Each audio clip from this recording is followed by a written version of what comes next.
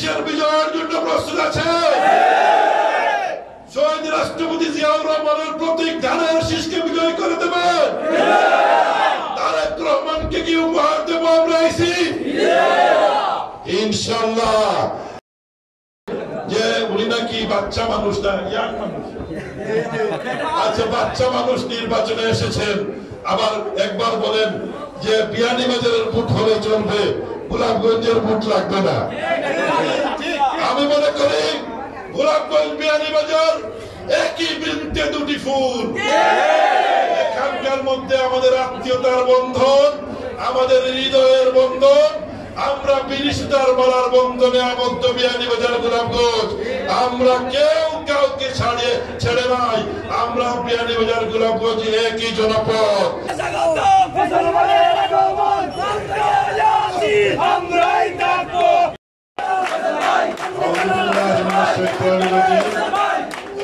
বিসমিল্লাহির রহমানির রহিম। ঐতিহ্যবাহী আসিরগঞ্জ বাজার, এই বাজারটি একদিকে গোলাপগঞ্জ, আরেকদিকে বিয়ানীবাজার। গোলাপগঞ্জ বিয়ানীবাজার মিলন মোহনা, আর আরেকদিকে উন্মুক্ত কুশিয়ারার অববাহিকায় উপস্থিত এই ঐতিহ্যবাহী বাজারে আজকে তিলপাড়া ইউনিয়ন বিএনপি কর্তৃক আয়োজিত আজকের এই জনসভার সংগ্রামী সভাপতি জনাব সাইফুল ইসলাম সাহেব উপস্থিত আছেন। গোলাপগঞ্জের হৃদয়ের মণিকূটায় যার স্থান, এই কথাটি এই কারণেই বলছি যে আপনারা গোলাপগঞ্জের আবাল বৃদ্ধা বনিতা যুবক ছাত্র কেউ ওনাকে চিনে না, আমি অন্তত দেখি নাই। বিগত উপজেলা নির্বাচনে তিনি ভাইস চেয়ারম্যান তখন দাঁড়িয়েছিলেন। আমি দেখলাম দাঁড়ানোর পরেই তিনি উমরাতে চলে গেলেন। আমার ধারণা ছিল যে উমরাতে গিয়ে দাঁড়ায় তো উনি ফেল করবে, কোনো ক্যাম্পেইন নাই, কিছু নাই, কিভাবে পাস করবেন। আল্লাহর কি রহমত, সেই নির্বাচনে আমি সরাসরি পরিচালনায় দায়িত্বে ছিলাম। আমি দেখেছি মানুষের তার প্রতি যে ভালোবাসা। উনি উপজেলায় ৬০,০০০-এর উপরে ভোট পেয়ে ভাইস চেয়ারম্যান নির্বাচিত হয়েছিলেন। আজকের প্রধান বক্তা জনাব নোমান উদ্দিন মুরাদ। এখানে আরো এক বিশেষ বক্তা যাকে আমি দীর্ঘ ৩০-৩৫ বছর ধরে চিনি, আমার সাথে ছাত্র রাজনীতি থেকে নিয়ে প্রতিটি আন্দোলন সংগ্রামের পরীক্ষিত সৈনিক। বিগত ৫টি বছর স্বৈরাচারী এই ফ্যাসিস্ট আওয়ামী লীগের সকল ধরনের রক্তচক্ষু উপেক্ষা করে বিয়ানীবাজারের বিএনপিকে সংগঠিত করে রেখেছেন। বিয়ানীবাজার বিএনপির সংগ্রামী সাধারণ সম্পাদক সরওয়ার হোসেন এখানে উপস্থিত আছেন। এই তিলপাড়া ইউনিয়নের হৃদয়ের মণিকূটায় যার স্থান, ক্লিন ইমেজের অধিকারী, যাকে আপনারা বারবার চেয়ারম্যান নির্বাচিত করেন, সেই চেয়ারম্যান জনাব মাহবুবুর রহমান উপস্থিত আছেন। আমার নির্বাচনে 18 সালে যখন আমার নেতা তারেক রহমান আমাকে ধানের শীষ প্রতীক দিয়ে আপনাদের কাছে পাঠিয়েছিলেন, যিনি আমার প্রস্তাবক হিসাবে প্রস্তাবক ছিলেন, এবং আমার প্রস্তাবক হওয়ার কারণে যখন ডিসি অফিসে তার জন্য আমি অপেক্ষায় ছিলাম, পথিমধ্যে যাকে গ্রেফতার করা হয়েছিল, গোলাপগঞ্জ সদর ইউনিয়নের বারবার নির্বাচিত চেয়ারম্যান, ছাত্র রাজনীতির ছাত্র দলের সোনালী ফসল জনাব আশফাক আহমদ চৌধুরী উপস্থিত এখানে আছেন। আমি দেখতে পাচ্ছি বুধবাড়ী বাজার ইউনিয়নের সংগ্রামী সভাপতি জনাব ফখরুল ইসলাম উপস্থিত আছেন। গোলাপগঞ্জ বিএনপির সংগ্রামী সভাপতি আমার এই সভাপতি কফিল উদ্দিন উপস্থিত এখানে আছেন। বারবার আমাদের এখানে গ্রেফতার হয়েছেন। আবার 18 সালের নির্বাচনে আপনারা যাকে দেখেছেন যে সেই গ্রেফতারকৃত নেতৃবৃন্দ এখানে উপস্থিত আছেন। প্রথম হচ্ছেন আমার এই যে মুখুরশের আলম, জয়নাল আহমদ, এখানে নাজিম উদ্দিন, সবাই কিন্তু সাইফুদ্দিন পাশা, সবাই কি বাদশা, এরা কিন্তু 18 সালের নির্বাচনে গ্রেফতার হয়েছিলেন। আরো অনেক নেতৃবৃন্দ এখানে উপস্থিত হয়েছেন। আমি সবাইকে আমার ব্যক্তিগত পক্ষ থেকে আন্তরিক ধন্যবাদ জানাচ্ছি। আমি বক্তব্যের শুরুতেই স্মরণ করছি আমাদের এই অঞ্চলের একজন সংগ্রামী নেতা, যিনি জেলা বিএনপির সভাপতি ছিলেন, তিনি এই এলাকার সংসদ সদস্য ছিলেন, এই রিভার বেল্ট এলাকার আমার প্রয়াত নেতা জনাব লুৎফুর রহমান সাহেব। আল্লাহ যেন তার মাগফিরাত কামনা করছি। সাথে সাথে এখানে বিএনপির সাবেক সভাপতি ইঞ্জিনিয়ার রুয়াব আলী, সুলতান আহমদ টুনিয়া সাবেক সহসভাপতি 3 নং ওয়ার্ড বিএনপি ছিলেন, বীর মুক্তিযোদ্ধা আব্দুল সত্তার বাদেপাশা ইউনিয়ন বিএনপির সংগঠক, কুটন মিয়া বাদেপাশা ইউনিয়ন বিএনপির সংগঠক, আরো অনেক এখানে উপস্থিত আছেন এবং বিশেষ করে আমার ছাত্র নেতৃবৃন্দ এখানে উপস্থিত আছেন।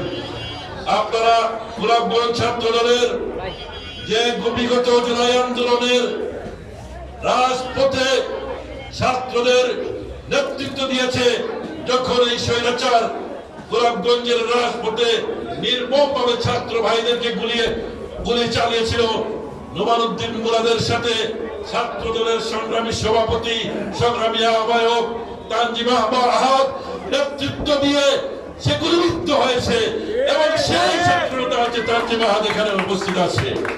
আরো আমার উপস্থিত আছেন এখানে আমি দেখতে পাচ্ছি মারজানুল করিম সিজান, আরো উপস্থিত আছেন এখানে জহুরুল, আরো উপস্থিত আছেন তানজিল, আরো আমার এখানে যে তিলপাড়া ইউনিয়নের মেম্বার আমার প্রিয় সেনা হোসেন আহমদ, আরো নেতৃবৃন্দ সবাই এখানে উপস্থিত আছেন। আমি সবার নাম দিচ্ছি না, আপনারা সবাই এই আমার প্রিয় ব্যক্তিত্ব, কারণ এই অঞ্চলের মানুষ আমাকে এত বেশি ভালোবাসা দিয়েছে। বিশ্বাস করেন, এই যে নেতৃবৃন্দ আমি পেয়েছি, এরা ইস্পাত কয়লা কষ্টি পাটরের যাতে পরীক্ষিত সৈনিক, আমার সৌভাগ্য এই নেতৃবৃন্দ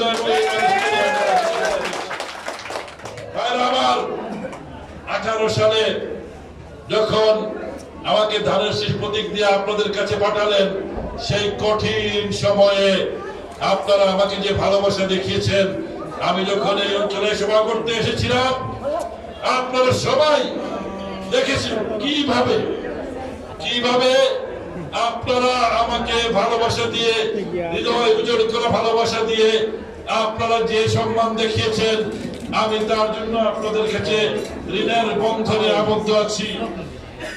আমি মনে করি আপনাদের প্রত্যেকের যে ওই সময়, যে কঠিন সময়ে, আজকে এই যে জামাল আহমদ এখানে বসে আছেন, ওনার বাসায় গিয়ে চা খেয়েছিলাম, তারপর থেকে উনি আর বাসায় থাকতে পারেন নাই। এইভাবে আমরা অসংখ্য নেতৃবৃন্দ আমরা কঠিন সময়ে আপনারা আমাদেরকে নেতৃত্ব দিয়েছিলেন। আমার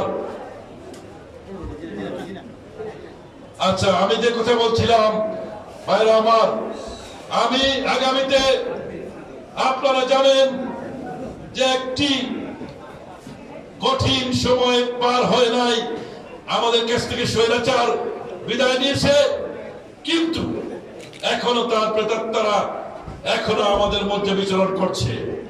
তারা মাঝে মধ্যে ফিরে আসার হুমকি দেয়।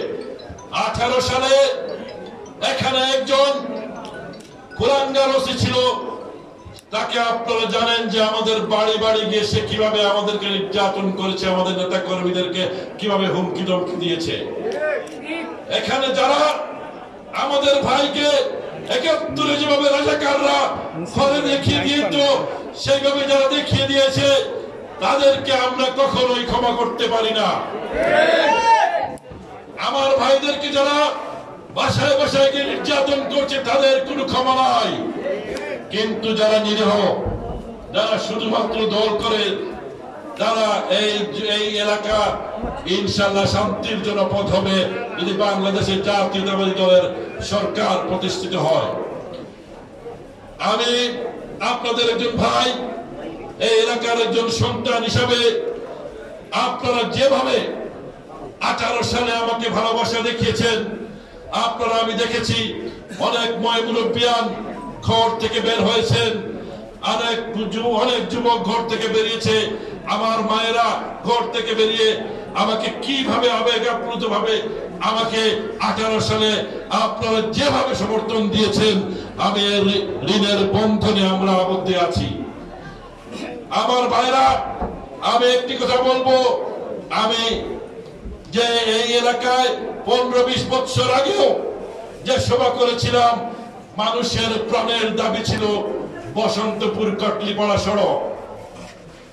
বিগত সরকার অনেকবার প্রতিশ্রুতি দিয়েছিল, কিন্তু একটি সড়ক 15 বছরেও পাকা করতে পারে নাই, কারণ জনগণের প্রতি তাদের কোনো দায়বদ্ধতা ছিল না, জনগণের ভোটের তাদের কোনো প্রয়োজন ছিল না। আমি আপনাদেরকে কথা দিতে পারি, আমি কোনো প্রতিশ্রুতি দেব না, একটি কথাই বলতে পারি, যদি আগামীতে বেগম খালেদা জিয়ার সরকার প্রতিষ্ঠিত হয়, তারেক রহমান যদি বাংলাদেশের প্রধানমন্ত্রী হন, এই বিয়ানীবাজারের উন্নয়নের প্রথম কার্যক্রম হবে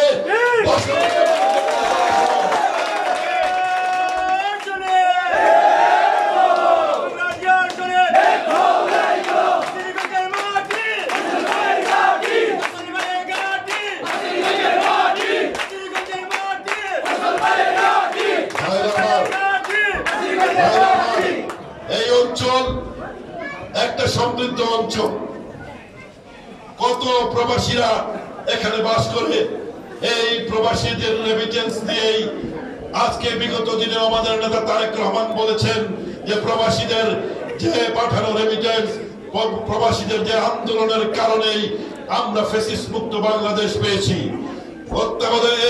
এই ইন্টারিম গভর্নমেন্টের চিফ প্রফেসর ইউনিস বলেছেন যে প্রবাসীরা যদি রেমিটেন্স না পাঠাতো, যে বাংলাদেশে এত তাড়াতাড়ি এই ভঙ্গুর অর্থনীতিকে সচল করা যেত না।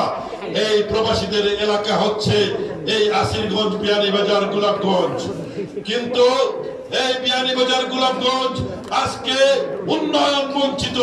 এখানকে নদী গর্ভে আমি কিছুক্ষণ আগেও দেখে আসলাম, একটি ঐতিহ্যবাহী মসজিদ নদী গর্ভে আস্তে আস্তে বিলীন হয়ে যাচ্ছে। এখানকার হযরত শাহজালাল রহমতুল্লাহ আলাইহির সফর সঙ্গী ওনারও এই বাজার পানিগর্ভে বিলীন হয়ে যাচ্ছে। ভাইরা আমার, এটা তো হওয়ার কথা নয়। আমার আরেক ভাই বক্তব্যে বলেছে যে এই এলাকার গ্যাস সারা বাংলাদেশে যায়, এই এলাকার গ্যাস দিয়ে সারা বাংলাদেশের বিদ্যুৎ চলে, অথচ আমরা কেন অন্ধকারে থাকবো? আমরা তো অন্ধকারে থাকতে পারি না, কারণ আমাদেরকে সেই নেতৃত্ব পাই নাই আমরা, যে সংসদে দাঁড়িয়ে এই এলাকার উন্নয়নের কথা বলবে, এই এলাকার উন্নয়ন নিয়ে আসবে, এই এলাকার মানুষকে বঞ্চিত রাখবে না, সেই নেতৃত্ব আমরা দিতে পারি না। আজকে এই এলাকাগুলো অবহেলিত হয়ে আছে, অথচ আমাদের এখানে প্রবাসীরা অর্থ বিত্ত সম্পদে এখানে বাড়িঘর গুলা কত সুন্দর বাড়িঘর নির্মাণ করা হচ্ছে, অথচ রাস্তা দিয়ে আমরা আমাদের বাড়িতে যেতে পারি না। এটা কি হওয়া উচিত? না, এটা অবশ্যই হওয়া উচিত নয়। আমরা উন্নয়ন বঞ্চিত থাকতে পারি না, আমরা বঞ্চিত থাকবো না। আমার ভাইরা, আমরা আর বেশি দিন অপেক্ষা করতে হবে না আপনাদেরকে।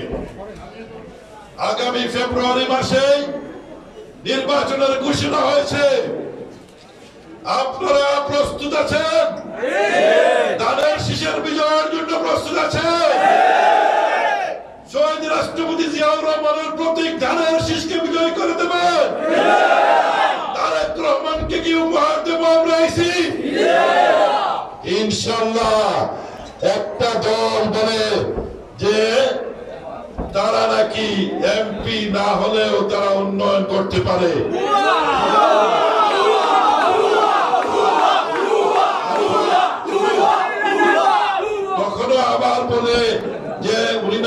বাচ্চা মানুষ না, ইয়াং মানুষ। আচ্ছা, বাচ্চা মানুষ নির্বাচনে এসেছেন, আবার একবার বলেন যে বিয়ানীবাজারের ভোট হলে চলবে, গোলাপগঞ্জের ভোট লাগবে না।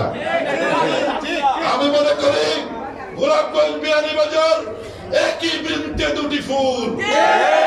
এখানকার মধ্যে আমাদের আত্মীয়তার বন্ধন, আমাদের হৃদয়ের বন্ধন, আমরা বিরিশটার মালার বন্ধনে আবদ্ধ বিয়ানীবাজার গোলাপগঞ্জ। আমরা কেউ কাউকে ছেড়ে নাই। আমরা বিয়ানীবাজার গোলাপগঞ্জ একই জনপদ এবং একই বিদেশিতার মালার বন্ধনে আবদ্ধ।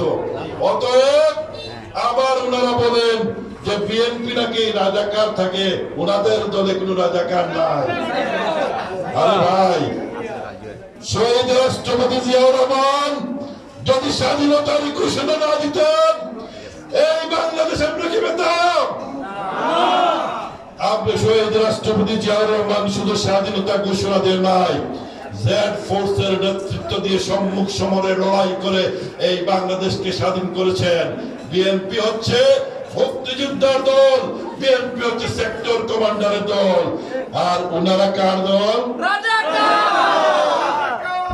আমি বলি আচ্ছা, উনি বাচ্চা মানুষ, হয়তো উনি রাজাকার ছিলেন না, আমি এটা বলি।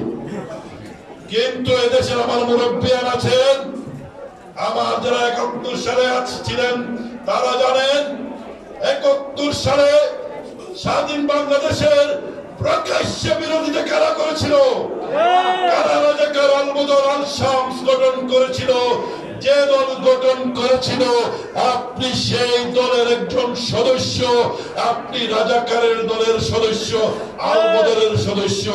আপনি কখনোই অস্বীকার করতে পারেন না। আপনি মিথ্যা বলি দিয়ে বিয়ানীবাজার গোলাপগঞ্জের মানুষকে আশ্বস্ত করতে পারেন না। বিয়ানীবাজার গোলাপগঞ্জ কোন অজপাড়াগা না, এটা শিক্ষিত মানুষের জনপদ। এমন এক সময় ছিল বাংলাদেশে যদি 20 জন জেলা প্রশাসক থাকতেন, 12 জন থাকতেন গোলাপগঞ্জ বিয়ানীবাজারে।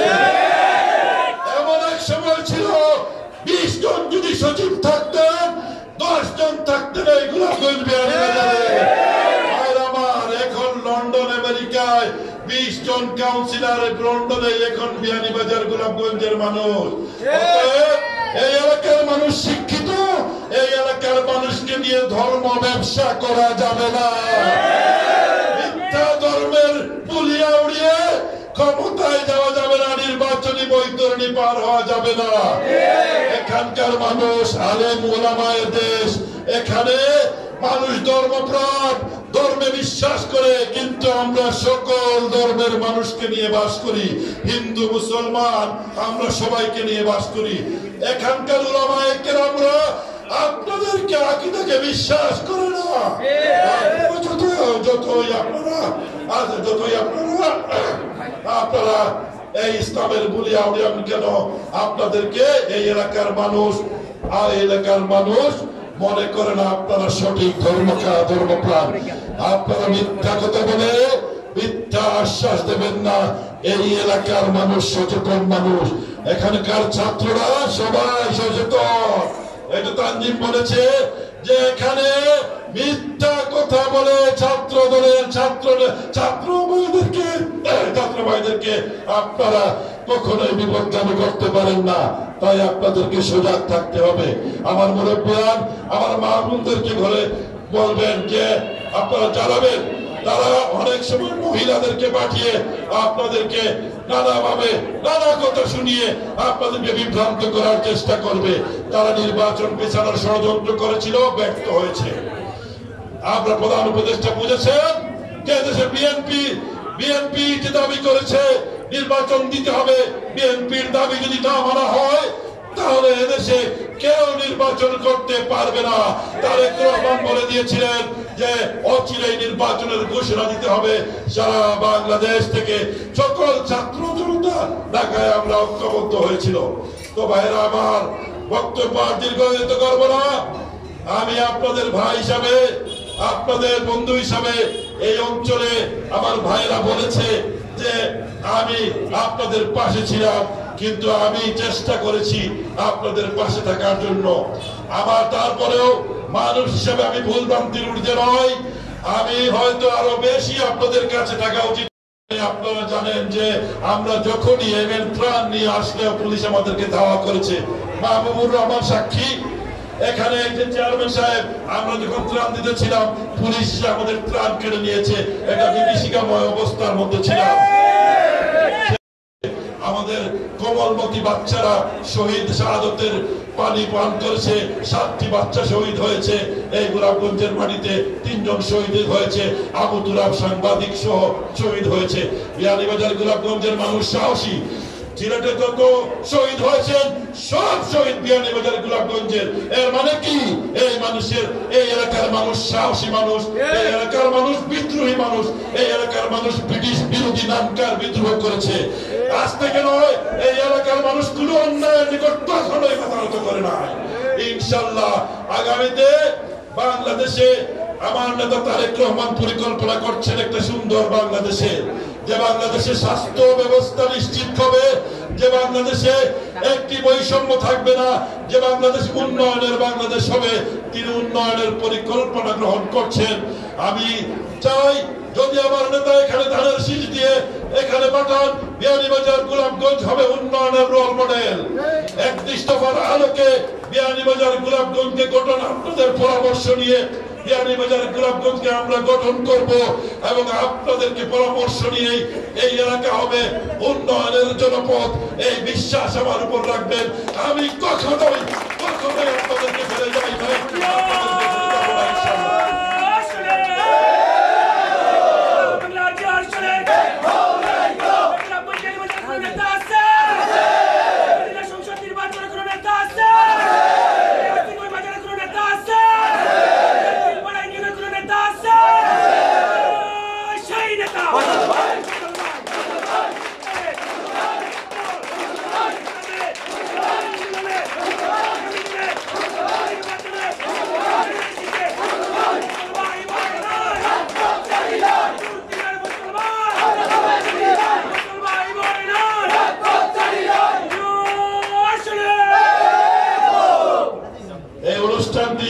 আপনারা দীর্ঘক্ষণ ধরে আমাদের বক্তব্য শুনছেন। এই অনুষ্ঠানটি সফল করার জন্য দেশে বিদেশে, এখানে পর্তুগাল নিবাসী আমার ভাই, এই লন্ডনে মাহতাব আহমদ, অনেক ভাই এখানে অনুষ্ঠানের সঞ্চালক সহ প্রত্যেকেই আপনারা যারা এখানে উপস্থিত আছেন দিবারাত্র পরিশ্রম করেছেন এই অনুষ্ঠানকে সফল করার জন্য। এবং আপনারা দীর্ঘক্ষণ ধরে আমাদের বক্তব্য শুনেছেন। ইনশাআল্লাহ আমরা বারবার আপনাদের কাছে আসবো, আপনাদের পাশে থাকবো। আপনারা শহীদ রাষ্ট্রপতি জিয়াউর রহমানকে দেখেছেন, আগামীতে তারেক রহমানকে দেখবেন, আরেক জিয়াউর রহমানের প্রতিচ্ছবি। সেই উদারত আহ্বান জানিয়ে আপনারা আবারও আমি অনুরোধ জানাবো, ঘরে ঘরে মা বোনদের কাছে সবাই ধানের শীষের প্রচার করবেন এবং ইনশাআল্লাহ এই সিট আমরা তারেক রহমানকে উপহার দেবো। ঠিক কিনা বলেন? আমি সবাইকে আবারও ধন্যবাদ জানিয়ে বিদায় নিচ্ছি। খুদা হাফেজ। বাংলাদেশ জিন্দাবাদ।